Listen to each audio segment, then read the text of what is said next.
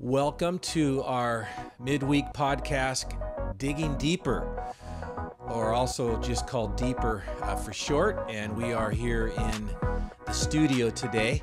We are ditching Zoom. We're getting kind of tired of Zoom.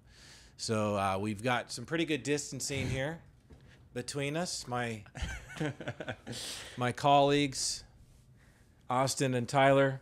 We invited you last week. How come you didn't show up? Skipped out on us. Yeah, I was kind of worried about this message, so that's why. Your Easter message. The Easter message. Yep. That's well, you right. did a good job. Thank you very much. We are, as we've told you, programming this so that we can have a time, like the title says, to go deeper into the text and to share a little bit more. Great having these theologians here with me today. And I mean, 1 Corinthians 15, the greatest chapter in the Bible in the resurrection, for sure. A long chapter, 58 verses. Takes like 8 minutes to read it. So we're not going to read it, but we're going to go deeper through it. And I guess I just want to start out asking you guys about your Easter. How did your Easter go? What did you miss most this year? Well, I will say it was kind of awkward, I guess, for us, just in the sense that, man, you know, Easter, you look at it, it's kind of like the Super Bowl for Christians, you know, for pastors. Yeah, for pastors. Especially, yeah, yeah. it's just such a big day for us. And I know for us in Rogue River, we were looking at having our 3 services and then from there launching into, you know, a Saturday night thing. So to not be able to do that was kind of a bummer. But I will say it is, I think I've said this every week on the podcast, it is just so cool to be able to have the medium of technology to be able to connect with people and have it be such like top notch. And so Maddie and I were able to kind of gather with our family 6 feet apart, have some yummy food, and that's not true, Austin. I saw on your Instagram account you guys had a close picture. that was arms around each other. That was a brief I've time, turned you in. Tyler. That was a brief moment. Yes, you have to take those Easter pictures, and That's the girls, true. they still had their Easter dresses on, and you know, we're Yes. looking the part. And so it was a great time, though. Good food, good family, great sermon, wonderful time of worship. Throwing it back to when we could gather with that worship set, pre-recorded. So I enjoyed it. It was different, but I think it was as good as it could have been due to the circumstances. I think, well, first I want to point out Digging Deeper was especially designed for you two who can't seem to keep the sermon at 30 minutes, you know. Yeah, I loved getting to go over to my parents' house for, is that allowed? Should I say that on the podcast? Yeah, okay. It's cool. We were careful. Yeah, we were. And so just having dinner together, my mom made a bomb turkey. There you go. And some rolls. That was pretty great. Yeah. For the goings, are you guys always turkey on Easter or ham, or do you have We've a done roast ribs beef, before. or- We are not typically turkey on Easter. We Okay. had one frozen in the freezer. That's right. That's where that came from. You make Staying do. away from the store. And There you Yeah, go. but I was a little bummed about that, but it ended up being a great Thanksgiving kind of a dinner. So That's right. Thanksgiving on Easter, right? Yeah. Lots to be thankful for. Can't beat it, man. Can't beat it.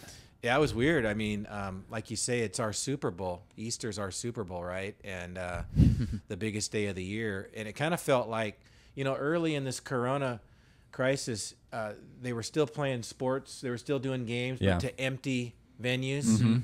And just like you heard my squeaky pen on the whiteboard, you could hear people's sneakers on the gym Iconic. floor. And that's kind of when I taught in the auditorium. That's Yeah. sort of what it felt like. Like this is not right. But hey, the Lord used it. It was powerful. Lots of viewers and Yeah. But you know, the thing I miss most, I think, just the people, right? I mean, Easter is Yeah. a time when pretty much everybody who's in your church comes, Yep. like that day, Homecoming. or that week.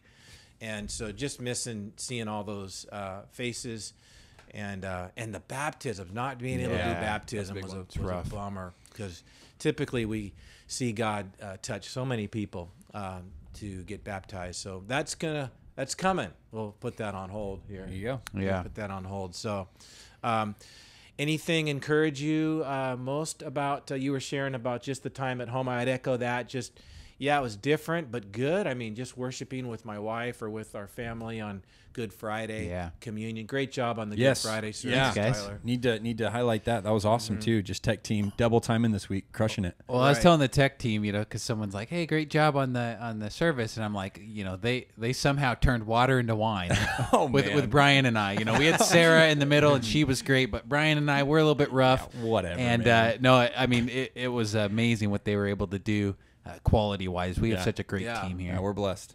Any new takeaways or inspiring kind of nuggets that maybe was a little different for you this year that you can think of? Oh man. I think I'll share first is just the simple topic, erasing Easter. Nothing can erase what matters most. Yeah. Forgiveness, purpose, the power of God, hope, like that eraser on the whiteboard, you can't erase it. Do you want to tell us a secret there, Mark? How you were able to use that same eraser to be able to erase some that? people thought you were faking Yes, the 'cause erase. there's kind of some theories going out there that maybe we need to clean up a little bit. No, the reason that pen was squeaking on the whiteboard is because that was a permanent. There it is. What do you call those pens? You heard it Sharpie. first here, folks. It was a Sharpie, and and so no, that was permanent marker. All right. And that kind of stuff does not erase. So It took the janitorial Is the board team 3 broken weeks now? to erase is the board it. no longer usable? actually, there is certain chemicals, and we got it off. Okay. But that breaks down in the illustration, so I don't want to talk about those. Wow. good. Man, I So- think for me, the thing that really stood out this year, so our church doesn't necessarily celebrate Lent, kind of the 40 years before Easter, but this year we did the 40 days of prayer, and that was pretty cool.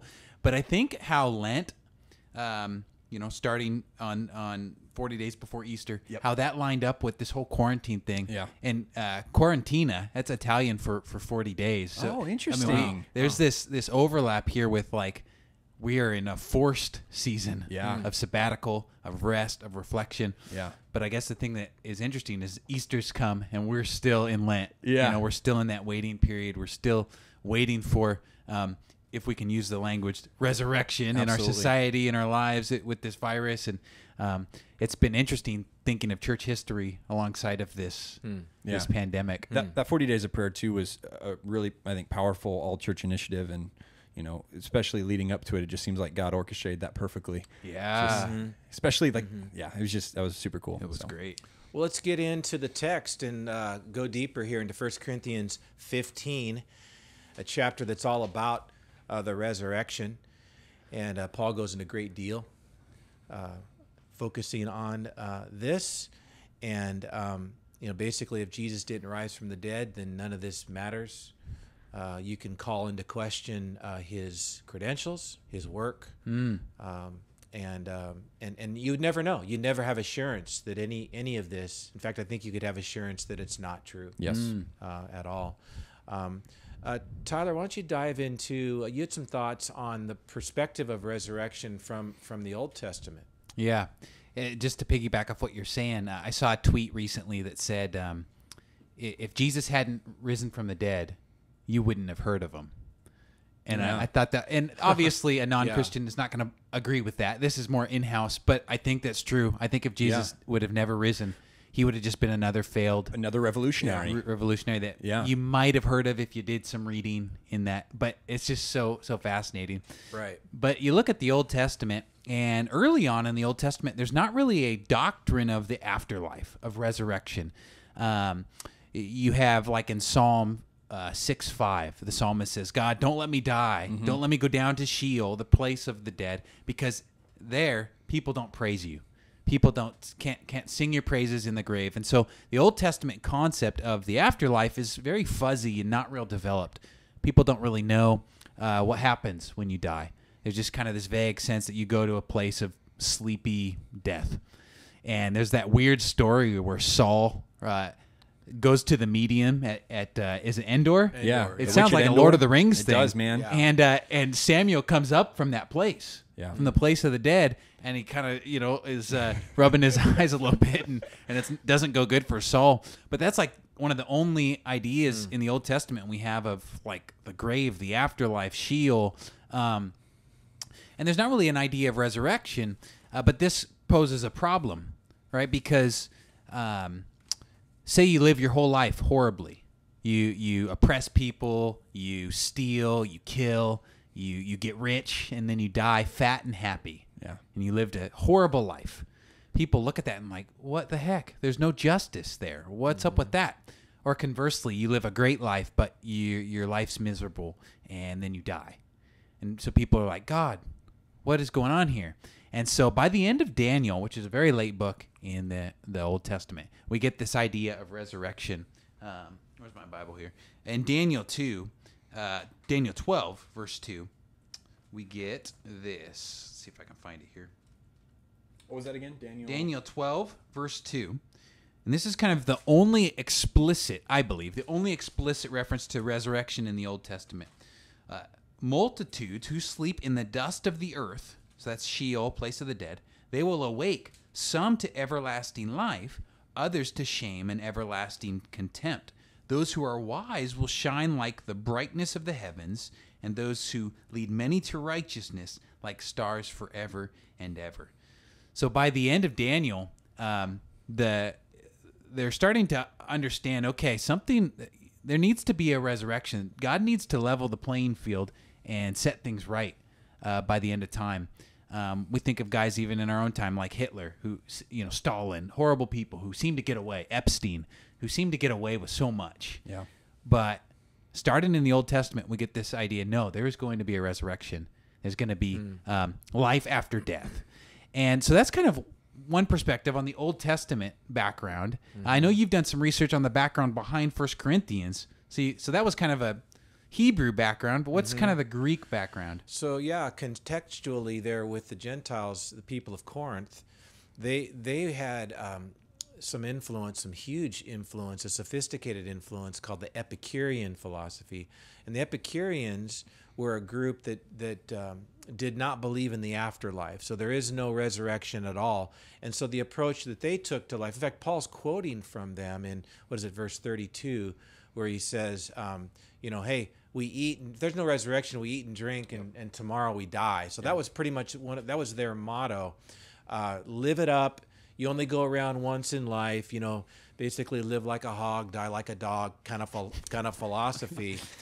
In fact, in the Roman Empire, if you were like a party animal, like we might call that person's a party animal, they were actually called a Corinthian. Oh, interesting. Yeah. So this was because of this Epicurean philosophy, and I thought maybe we could take a minute and just talk about that. So basically this was creeping into the church, that this live for today, this is all that we have, this is what matters most. How are we seeing this Epicurean philosophy today? I think that ties in very closely with what we've been talking about the last 2 weeks, right? Should we continue sinning so that grace may abound? Paul says certainly not. It's kind of that idea. I think we may see this a little bit in the Christian culture, where live it up now, because in the end, God's got my back and I have some fire insurance that can get me out of this kind of sticky mess. I think I shared last week, this was rampant in college. This was huge. I don't know, Tyler, if you can speak into this at Simpson, but I had so many friends that were living it up, doing all these things that they thought was fun, and just simply kind of using God as just kind of that get out of jail free card. Very kind of Epicurean in that way. Just live it up now, because obviously, they had a different view on the afterlife. But I guess that's kind of one example that I can think of. Yeah. Another kind of Epicurean, I guess, implication would be people that are experiencing a lot of fear right now. And I don't want to downplay. I mean, there is a lot that we might be afraid of right now, and things are uncertain. But I think if we're dominated by fear during this time, that might be a sign that we're overly consumed with this world, with my my lifestyle, my habits, my routines, and I think trials like these reveal where our true home is. Oh, absolutely. Yeah. So it seems that there's, culturally speaking, for people that don't know Jesus, you can understand Epicureanism. Why not? Like, you might as well just live it up today. I mean, my heart goes out to folks like that. From a Christian perspective, as Austin has hit on, that's interesting that there would be Christians, including us, that sort of live almost a practical Epicureanism. Like, we'd never say there's no resurrection. Sure. We totally believe in it in our minds, but in our lives, it's like we're almost living like this is our real heaven. So there's a sense of instant gratification. There's a sense in which maybe just in case it's not really true that there's going to be eternal life in heaven, I better get all I can right now. Yeah. Like we know Jesus rose from the dead, but we don't live like he did. Exactly. Yeah. Right. Making decisions today in light of eternity, Yeah. which I'm sure we'll be talking about more. That's dangerous, man. Later on. It's totally dangerous, but it's attractive. Yeah. I mean, just being, I'll speak for myself, being a young person, there's totally that idea. You know, some people kind of thought it was crazy when Maddie and I were getting married at 21, because they're like, dude, you have so much of your life to live. Don't get married now. You have so much more fun, so many more things you can do. Why would you get strapped down to marriage at that age? And I can see the temptation for a lot of people to want to get sucked into this, live now and enjoy it now, whereas not looking forward to the future and seeing what glory awaits you know, those who pursue righteousness. I read a book recently by John Eldredge called All Things New. And I thought he did a great job talking about what heaven's going to be like. Interesting. And how Christians so easily get caught up in this life where they want to kind of get, like he talks like about bucket lists. Like, why do we do a bucket list? Well, it's because we're putting so much energy and effort and focus on this life, when in fact, this life is only going to amount to so much compared to everything that's future and awaiting us in heaven. So you had mentioned something about another group called the Stoics that existed at this time. Yeah, well, in Acts 17, we see that Paul had a discussion with the Epicurean and the Stoic philosophers. And I got to say, as attractive as that Epicurean philosophy, live now and just live it up, go for it. What you said, fish food, or what was that? Yeah. I like that. I think that's good. Stoics are, I think, a little bit different. And for me, maybe being a little bit more type A of a person, that whole philosophy of Stoicism is kind of an interesting one to me, because it very much is the sense of self-reliance, valuing this idea of meditation, stillness, looking at obstacle as not something that's hindering you, but something that can be conquered within the human will and the ability. And it's interesting, just in my own studies of the Stoic philosophy, there are a lot of things in the Stoic world, from Epictetus and different Stoic, Confucius, Stoic philosophers, that kind of relate similarly to a Christian worldview, if you're looking at it from a biblical worldview. Obviously, one glaring omission from Stoic philosophy is the disbelief in the afterlife, and that basically once you die, you're returning to your original state. And and so the end result there is one thing, but it's a beautiful, and this is something that I just think this is so awesome. Having a biblical worldview and being able to look at different things and see that if these people would just see the beauty of Jesus, that worldview that they're holding to could be expanded and just made so much better and more clear if they just saw Jesus in the midst of that story. If these Stoic people just saw the resurrection of Jesus and who he was, it would change so much about them. It would give them a hope for the afterlife. It would give them even more drive to live in the present because they have a hope for the future.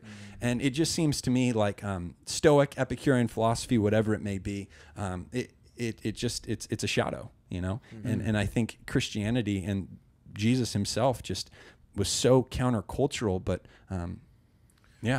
Like it's a Christless moralism. It is. It's a Christless it's a good way of describing it. Do-goodism, like we see a lot today. People who they go either extreme. One is like live it up, get all hedonistic. Yeah. Other extreme is humanistic. Yeah. We can be better. We can and basically it's religion without Christ is what it is. I mean, you look at it also. You're constantly going to be striving. Because grace and the freedom that we have as Christians is such a liberating thing. And for someone who is finding their righteousness and their ability in themselves, they're constantly going to be left looking for more. Yeah. Whereas for us, we can look at the future and go, man, I have a hope. I have joy. And it's a hopeless philosophy. Yeah. So Paul's saying, guys, this is creeping into the church. Yes. These philosophies that there's no resurrection. Do you guys realize how ridiculous this is?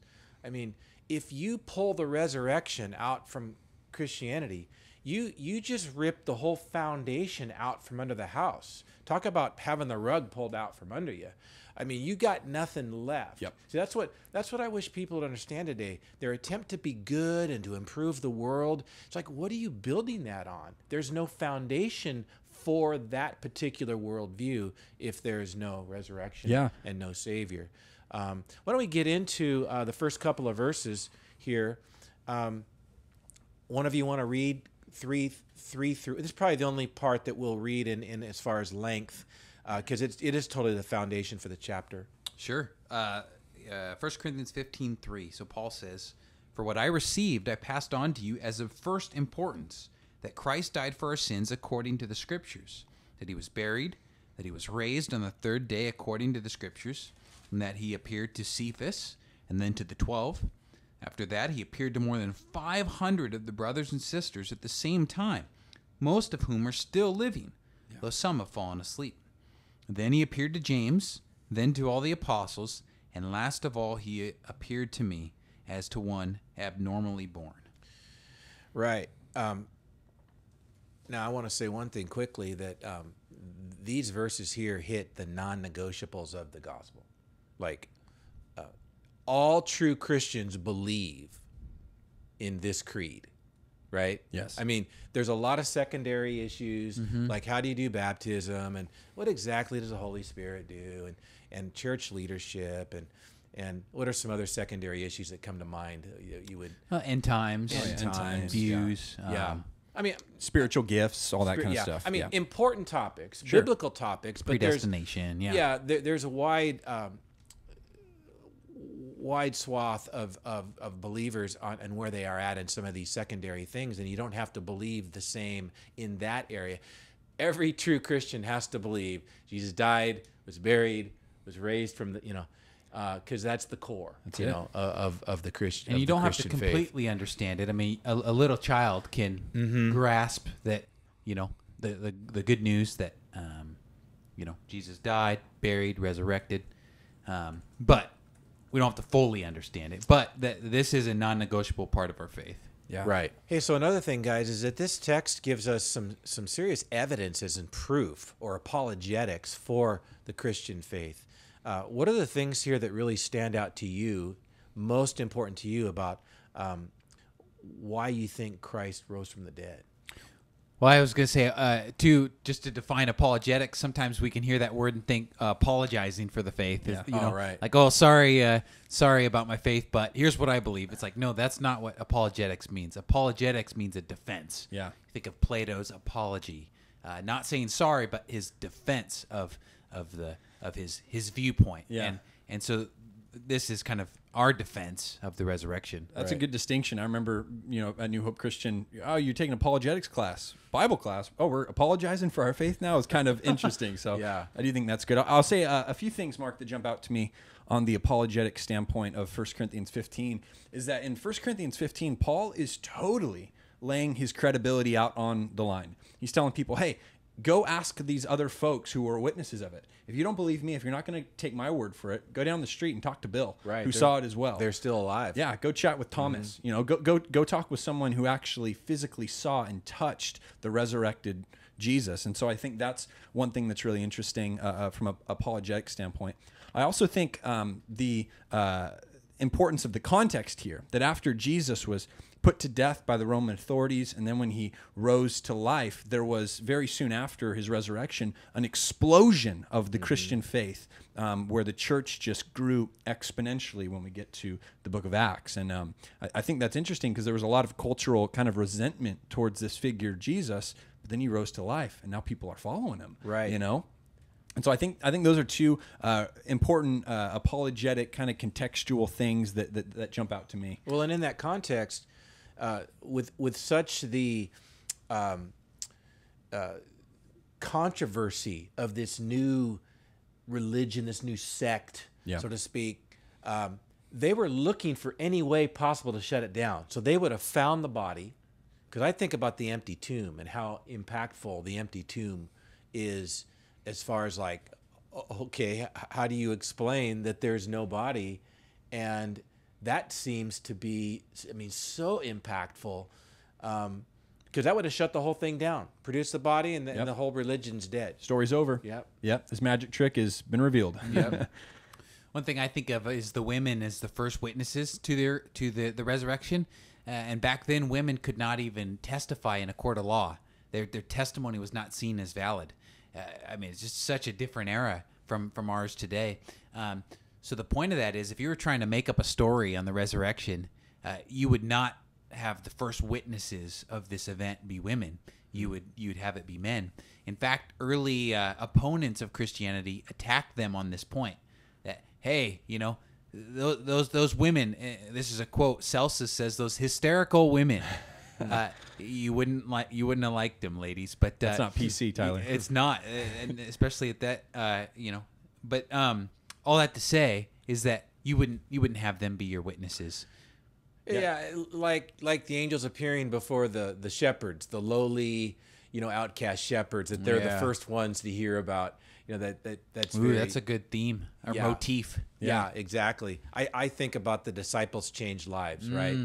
I mean, 11 of the 12 died as martyrs. Yeah, gave their lives for Jesus. I mean, brutal deaths.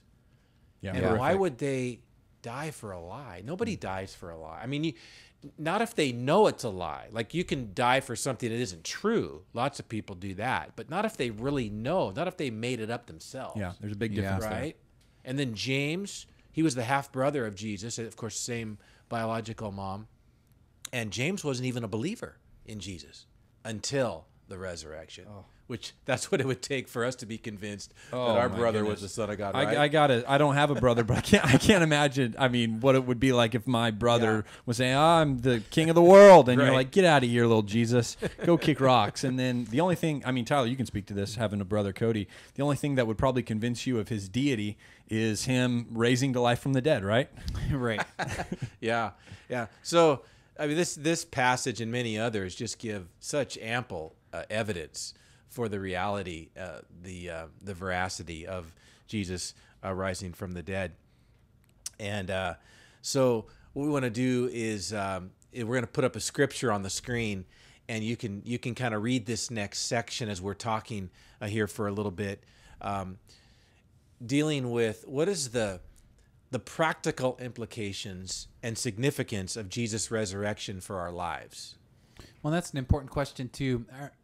I remember when I was growing up in church, I knew why Jesus' death was important, but I never really understood why his resurrection was important. I think we're very cross-focused, which we should be. Mm-hmm. It's very important. But I think the cross, as we read earlier in 1 Corinthians 15, it's only one part of the life, death, resurrection. And so I didn't really ever realize till later in life why the resurrection was important. Yeah, it kind of dawned on me, and just first thing that comes to mind is it's a vindication, a proving that his mission was successful, that he actually died for our sins, and that he proclaimed victory over them, and we can be sure that he won because of his resurrection. So that was one thing that stood out to me.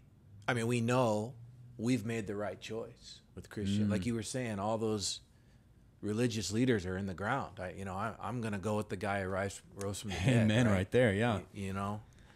I mean, how about just having true hope?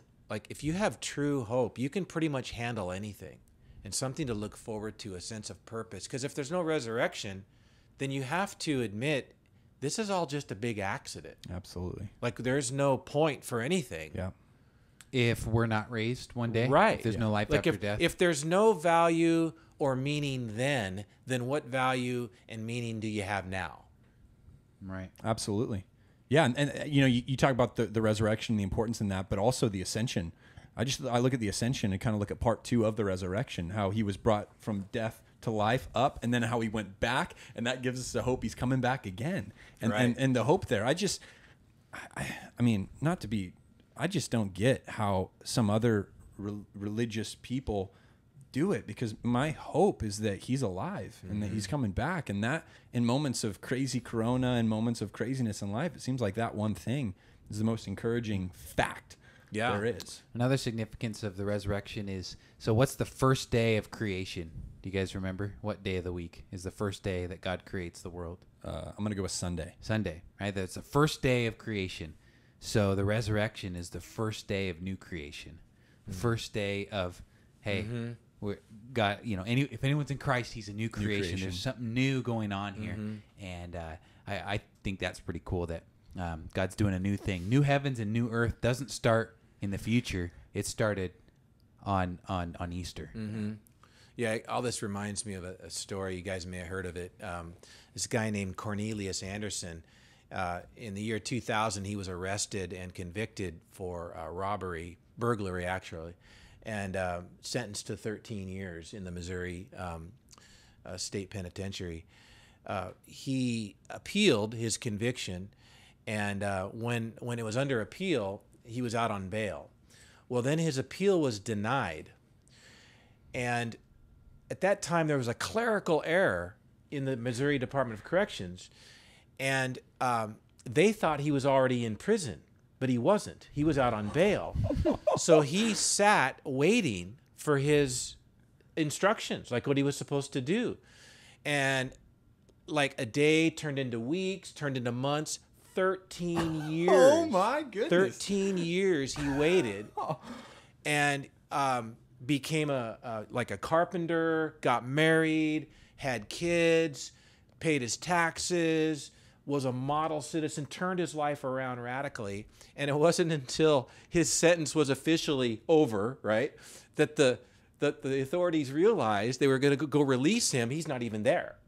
So they sent SWAT to his house. Oh my goodness. And, automatic weapons, and he had to serve his sentence. There was a huge outcry. It went viral all over the nation. And oh my goodness. He ended up only having to serve a year. Wow. But his attorney was interviewed when this was all going down. His attorney said this: I told Cornelius that one day they were going to come for him, and he needed to be ready. And I thought, that is such a powerful illustration of what it's like without the resurrection, because there's going to be that knock on the door. Yeah. You know that you have to give an account for your life, right? And you're trying to do some good. You're trying to turn your life around. You're trying to make something out of your life, right? But there's justice, right? Praise God for the resurrection, in that we are not under the judgment and the condemnation, but we are free from all of that because of Christ. But if there's no resurrection, it's off the table. Yeah, that is an incredible story. Well, think about, like you were saying, people, not just religious, but the irreligious, no hope. Yeah. Like, what hope is there without Christ and without the resurrection? That story will preach right there. Holy cow, man. Come on. Well, he then, here in the text, he gets into the fact that because Christ is raised, he becomes the first fruits in the harvest. I think, what is that, verse 21, 22, 23? And kind of this idea that the first fruits is the very first part.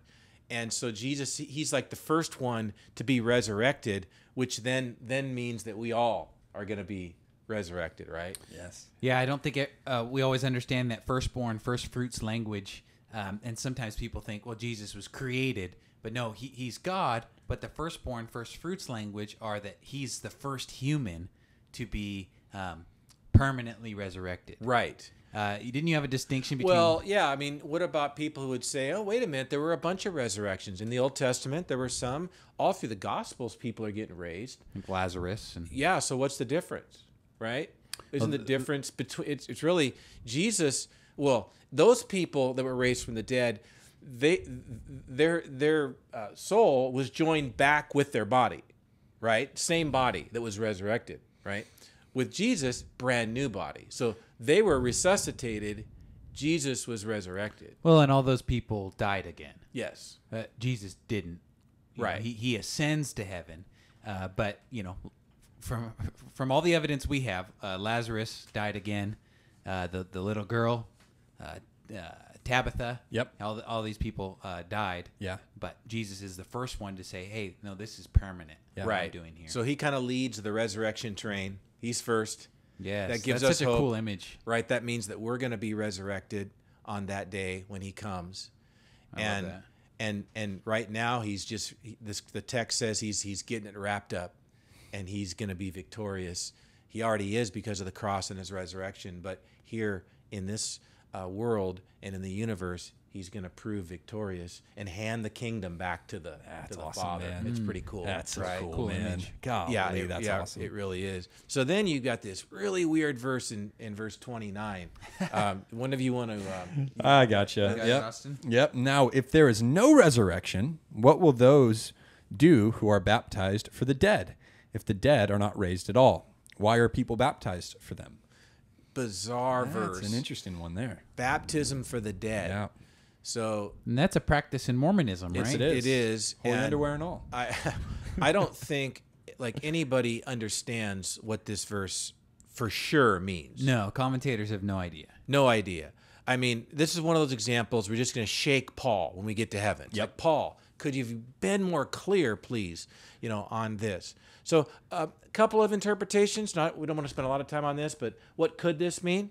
Obviously, we know what it doesn't mean, as our Mormon friends teach, that it's a proxy. You're actually being baptized for someone who's died, and so that you are basically being baptized in their place, right? Although some commentators think that maybe Paul was referring to that, but they wonder why would he not condemn that? Because obviously that practice is so at odds with what he's taught in other Right. places, and so like Paul, why would you not condemn that? If indeed that's what he's referring to. So some commentators take that position, but I don't know that that's the most theologically consistent position for Paul. So what would be kind of the... because if Paul's using that argument, he's just using it as an illustration. Yeah. Exactly. He's not backing that theologically. I mean, and like I said with our Mormon friends, it's a tragic view. I mean, nobody can be so what they believe is that you can be baptized for your Uncle Joe, who's been dead for X number of years. In fact, that's why they have so many genealogies. They're like the best at that. So you can be baptized for all these people that have died in the past. So that if they accept that baptism on their behalf, they can be saved. Yep. That's the idea. Which, friends, it's terrible theology, because you have to yourself put your faith in Christ. Yep. Nobody else can do that for you. So a very dangerous doctrine. So what might Paul mean? That's one option that you say. Maybe he was using a incorrect theological position at the time. Sure. Any other thoughts on what Well, it can mean? I'm going to call in a pinch hitter for me. So I'm calling in our boy John MacArthur here. And Okay. he has something interesting on this. Yeah, what does he says think? This. He says, Paul's point is that if there's no resurrection and no life after death, then why are people coming to Christ to follow the hope of those who have died? Okay. Just kind of an interesting point there. So he kind of zooms out a little bit, and he's saying, hey, why are people believing in this person and the hope of those people who've already died? Right. So interesting. But no doubt, I think even our friend John MacArthur, this is a hard one. Yeah. Another view is potentially that those who are being baptized are the ones who are the dead. Yes, That- for sure. So when I get baptized, I'm representing that, hey, the old me has died, and the new me is raised to life. And so that's another potential interpretation. And again, so like, why would you go do that? Yeah. You're dead, and you're dead man walking. So why would you go get baptized for yourself? And then I think another view that has some merit is, why would you be baptized for a guy who is dead? Yep. So why would you be baptized for this Jesus guy? He's no different than anybody else. He died. He didn't rise from the dead. Oh, interesting. What's the point? So that I'd probably lean towards that one personally. But Even if, so it says the dead plural, would that just be, I know that's where it breaks down. Yeah. is oi necroi, the plural dead? Yeah. But then it would just be that Jesus is among the dead people that Right. we're living for. Right. And this That's could be one interesting. of those interpretations that a couple of these ideas we've shared might kind of blend together. Blend, yeah. Sure. Again, this is one of those things we'll have to talk to Paul. It might be interesting to ask people who are listening, share your view. Yeah. Write a comment below. How do you interpret 1 Corinthians 15:29? What we do know for sure is that the main point here is that if there's no resurrection, then why do baptism at all? Yeah, right. that's the thrust. Like, because baptism is all about the symbol of death, burial, and then Yes. resurrection out of spiritual death, grave, coming up out of the water is a picture of that. It would be ridiculous to have baptism if Jesus wasn't risen, Yeah. from the dead. Yeah, that's good. So No resurrection, no Christianity. yeah. You know? Now, he then moves into this section, and it's somewhat technical and confusing, but I think if you pull back and do a macro on it, it's actually quite simple. And he talks about different kinds of bodies. He's making this point on the resurrection. He talks, starting with verse 35, where, and I'll go ahead and read this. Someone might say, okay, Mr. Paul, big shot, smart guy, smarty pants, tell me, how are the dead raised? With what kind of body will they come back? So you kind of maybe hear a skeptic today, like, hey, cremation, how do you do a resurrection with cremation? Or somebody dies at sea and, they become fish food. And so, again, how do you do resurrection on that kind of a person, that kind of a situation? And Paul says, how foolish, literally, you fool. What you sow does not come to life unless it dies. Okay. When you sow, you do not plant the body that will be, but just a seed, perhaps of wheat or of something else. So he then goes into this argument that what gets planted is a heck of a lot different than what comes out. Comes out, yeah. Yeah. Any thoughts on that? Yeah, acorn to an oak tree. Yeah, a bulb, to what actually comes out of the ground. I mean, it's true, lots of different things. Right? Oh, yeah. Love the caterpillar image, too. Caterpillar to butterfly. I mean, that's Right. pretty cool. A little different than the seed image, but Yeah. that's pretty cool. Yeah. But, I mean, I think, again, to get a better perspective on what Paul's trying to say, like we think about our lives in terms of like that acorn and, pretty unimpressive, pretty unspectacular, and as compared to what the future is. So Absolutely. compare like this body, our bodies here that we just think is the end all, like it's so important, it's all we got. But no, it's just like a seed. Yeah. It's going into the ground, right? And I think this idea of resurrection for us is important because I don't think many Christians understand this idea. Like, I think a lot of us, it's like, oh, we die, our soul goes to heaven, we kind of float around.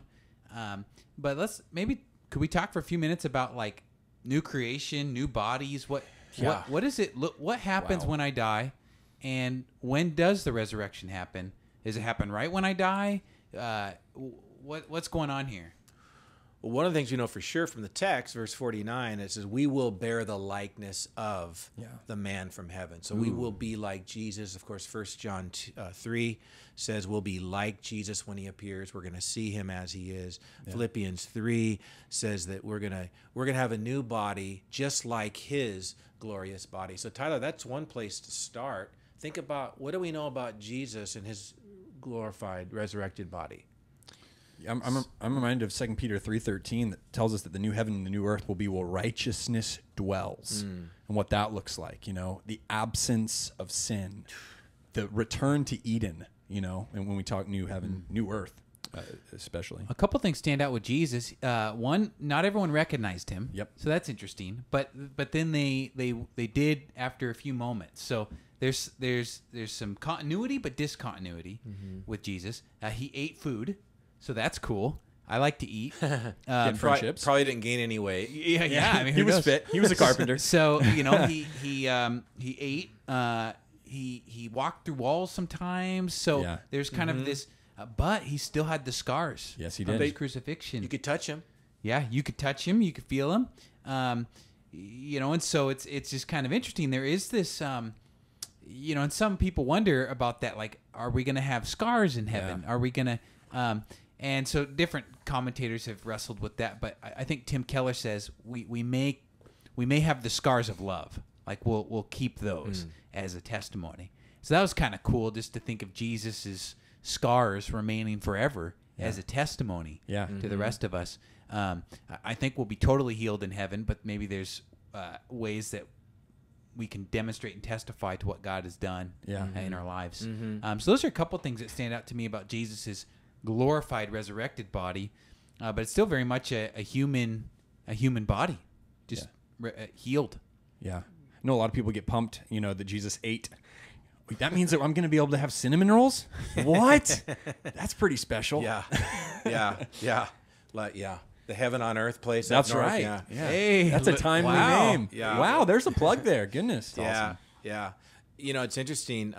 We maybe tend to think in terms of our physical bodies and the end of sickness, the end of any pain. I got a few years on you guys, so I got a few more pains than you for sure, and some maybe health issues that you guys haven't thought about yet. And in many ways, I think I have it pretty good. Thank the Lord. And there's a lot of physical hurt and suffering and struggle in these. Paul calls these bodies a tent. Yes. Right? We're like a leaky tent, right? Yeah. That's just you. Yeah, that's just me. That's right. But think about that day, that day when all that's gone, and then that's just the physical. Think in terms of emotional, and then you hit on it, Austin. No more sin, no more unrighteousness, right? No more like stress, and no more selfishness, and no more lust, and no more addiction, and I mean, think about that. No more broken relationships. Incredible. Everything that's messed up. Yeah. About this world and sin and death and the devil, all of that is gone. It's funny you're talking about like the new body, no pain, whatnot. I had a professor in college who talked about how every morning it seems like as the years went on, it was getting harder and harder for him to wake up because of aches in his body. And he said, at first I was really frustrated. Like, man, this is horrible. I'm getting old. Getting old stinks. It's a bummer. But then he's like, I had this realization that every time I feel a pain in my back, every time I get a crink in my neck or something like that, I'm just going to give joy to God because I have hope that in the end that pain's not going to be there anymore in my resurrected body. And how especially I think that's really relevant for folks who struggle with like chronic pain, Right. like Lyme disease or rheumatoid arthritis or just these chronic sicknesses, and having that shift of hope I think is pretty cool. Friends who are wheelchair bound or maybe blind, and then that day when all of a sudden it's sight, freedom, and then walking and leaping and dancing on the streets of gold, and not to minimize anyone's pain or suffering, but there is this sense in which on that day, like it's almost the contrast, the greatness of what you experience is so much better because you suffered. So it's like your professor, and those are like little examples of like getting out of bed in the morning, but like maybe you've gone through something really hard in this life, or you're still going through something really hard. The contrast in heaven, in the new creation, is going to be that much greater, and it'll be that much more glorious because you suffered. Than having not suffered at all. I think it's kind of a mysterious thing. Well, I think that's a beautiful thing. I don't know about you guys, but it seems like when you have to really fight for something hard, whenever you get whatever it is that you were fighting for, longing for, when it's received, it's so much sweeter. I mean, I had to ask Maddie's dad 3-4 times for permission. And then finally, when I got that permission, I asked her that day because I was so excited and just pumped. And it was sweet, when you fight for something. Yeah. What does Paul say? Light and momentary is this affliction, which is working for us an eternal weight of glory. Yeah. It's such a true principle that, and we even see this just as a human principle, that the more you put into something, there is a sweeter. Yeah. It's just a principle. It's definitely a scriptural principle. There's a couple in our life group, and they were talking about their story and just tough marital issues, just like they've been to hell and back, and just battle. And the guy said in a recent group, he said, why would we call it quits, man? We've got way too much invested in this thing. Yeah. And I was just so blessed by that, rather than the kind of the typical is we might as well just go our separate ways. It's like, no way, we've got way too much work and effort in this, and we want to finally try to get some of the the spoil out of all that effort. That's, for sure. Yeah. Well, verse 50, he says, hey, these bodies of flesh and blood can't inherit the kingdom. So in other words, there's a necessary transition. That's the other thing about resurrection. Like, we can't go into heaven with these bodies. We're not like made. We're not made for it. So That's another reason that this change needs to take place. I was thinking about the illustration of like a baby in its mother's womb. We'll call a baby Frankie fetus. Frankie the fetus. and Frankie's in there and he's set, right? I mean, he's like in the hot tub. Life is good, man. And he's got breakfast in the hot tub. Nice and warm. And no worries, no stress, no decisions. Everything's great. And then that day you got these people on the outside going, "Hey Frankie, time to come out. It's a lot better out here. There's a new world and a life for you, and you're gonna blossom." And Frankie's like, "No way, man. I like it better in here." That's right. And we all kind of faced that, although we didn't maybe know. We can't articulate it. We don't remember it, I should say.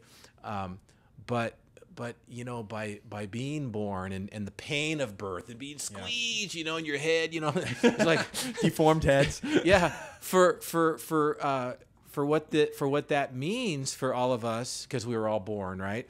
That there is a world, there is this life. I don't think any of us. I wish I would have stayed in my mother's womb. I guess you have to have a pretty bad life to say, I wish I could still go back in my mother's womb. Yeah. But this idea that in a much greater way, we are. We're going to transition out of the womb of this world. Yeah. Okay, and we're gonna move into a realm that is completely unbelievable. Well, I'm reminded just of exactly kind of what you're talking about. I mean, we got this in the upcoming weeks, Romans 8. We know that the whole creation has been groaning in the pains of childbirth right up to this present time. Right. And then, I mean, verse 23, not only so, but we ourselves who have the first fruits of the Spirit grown inwardly as we, this is just a sliver. I mean, this is just a murmuring of what eternity is going to look like. Exactly. Like we think the Grand Canyon's big, just wait. Golly. Yeah. Again, I thought Eldridge did a great job in that book, All Things New, and he hits on heaven in a way that I hadn't considered, and all the difference that hope makes for us, and looking forward to that in a way that's responsible. You know, we're not just like kicking back on our hammock, waiting for that day, but to live in a way that's responsible today. You know, It's cool to think about this life as just chapter 1 Absolutely. of a yeah, multi-chapter book. exactly. Yeah. Well, as the chapter ends, verse 51 to the very end, he kind of gives a little bit of a picture of how this is going to happen. That it's a mystery that we're going to be changed. Okay, that there's going to be a trumpet blast, and the dead will be raised. So those who are believers who have died, so their bodies will be raised in a mysterious way, joined with their souls, and they'll receive their glorified body. And we who are alive, and 1 Thessalonians 4 says this too, says we will join with them, and get at that point get our brand new glorified bodies. That's a pretty cool thought. you know? Special, man. The word rapture comes to mind that the church has grabbed onto to describe or to identify this event. Jesus returning to take his people like he promised. I go to prepare a place for you, and I'm going to come back, take you to be with me. And the truth of the resurrection is we will be like him. And So as cool. fun as it would be to have a debate about the rapture, I was waiting for you, Tyler. Oh, man, I was would waiting love for to. you trip up. We should probably land the plane here. Yeah, We've gone a long exactly. time. Yep. But at the very least, we recognize Jesus is going to return. Yeah. And that comes with both rescuing his people and judging those who aren't. And so we plead with everyone. Man, be reconciled to God. Come back to Jesus. Jesus died and was raised again for our for our new life. So we don't have to die. So we don't have to die that second death. And so obviously that's so important to us here as a church, and that's what we talk about every week. Yeah. Yeah. Well, and this ends, I think, with an appropriate challenge. Verse 58, therefore, my dear brothers, stand firm. Brothers and sisters, stand firm. Let nothing move you. Always give yourselves fully to the work of the Lord, because you know that your labor in the Lord is not in vain. Life is short. It's like a dot here. We're going to be moving out here pretty soon. We don't know when. But because of what Jesus has done for us on that cross and because of his resurrection, what that means is that everything about our life matters. It has an impact, right? Yeah. Our relationship with the Lord, with each other, in his church, with the community, in trying to present Jesus, and reach people for Jesus. Because he says here, whatever you do for God, it matters. It's never in vain. It lasts forever.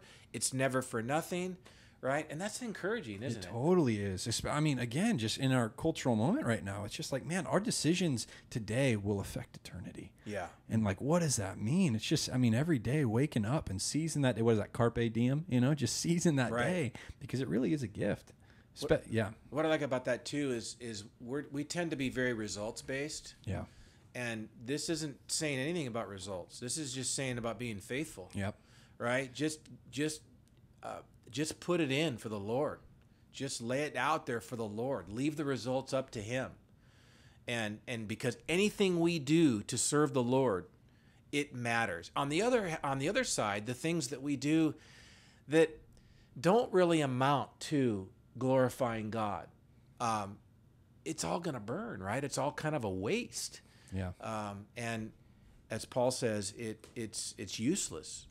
But our serving and our giving and our work, all that we do in the name of the Lord makes a difference. So, hey, praise God for the resurrection, huh? Amen. Amen. Yeah. Great word this week, man. Oh, thanks. Great job. Definitely. Thanks. And he continues to resurrect, right? So that resurrection is more than an event. It's a way of life. Because like every day there's a sense that we're resurrected, right? Every hurt and trial, there's something on the other side. He's trying, like this current one, he's trying to make us into something different than before this crisis, right? Every sin and repentance is kind of a death, and then there's a resurrection. I see resurrection as kind of like that song we sing, the resurrected King. He's resurrecting I me. won't sing it. Is resurrecting me. Yeah. What a great thing to think about during springtime, too. Yeah, exactly. Yes. Yeah. Absolutely. Yeah. 1 Corinthians 15. Goodness. I mean, it's almost like Paul just starts with this understanding that Christ rose. Because of that, the result is that the dead will be resurrected. We're going to have new bodies. And for now, stand strong in the body you have, because you have a hope for the future. It's a good Right word on. to end on, man. That's Good stuff. it. That's it. Thank you for joining us. Thank you, my brothers, that was, if nobody listens, this was fun. This was It's great. Just the three of us here having a great time. I've enjoyed talking it. about the Word, talking about Jesus and the resurrection. Because somebody was saying, man, if there's no resurrection, that's the worst thing they could possibly ever consider. Like if you erased Easter, that would be like the worst. Yeah. There's nothing worse than that. I can't think of anything worse than if there's no resurrection. Yeah. So. Should we invite people? I don't know, Natalie, Tyler, Mark, if we should invite people to share their input on if they want to watch this or audio, just because we're making this different transition to the studio. If that's important, I don't even know how I'd word that. But Any feedback, any input, any questions, love to hear from you. Yep, love to hear from you. Yep. Definitely. perfect. Somebody was asking one quick question that came to mind this week that someone asked is about baptism, and they were baptized as a little infant, okay? And I'm like, heck yeah, get baptized, because when you're baptized as a baby, that's really more of like a it's a special thing, but it's more of like a child dedication or a parent dedication. Parent's faith. So we believe in believer's baptism, which is water baptism, to be immersed, and so that can only happen, like it should happen, after you become a Christian. So if you're in that situation and you're considering, maybe you were baptized as a baby or as an infant, we would absolutely encourage you to be baptized again and kind of sort of complete your baptism. Yeah, we can do it in a hazmat suit. Yeah, it won't be for a little while. So. All right, thank you guys. God bless you. Have an awesome week, and we will provide our worship service coming up this weekend, 5 p.m. on Saturday. Thanks, guys. Thanks.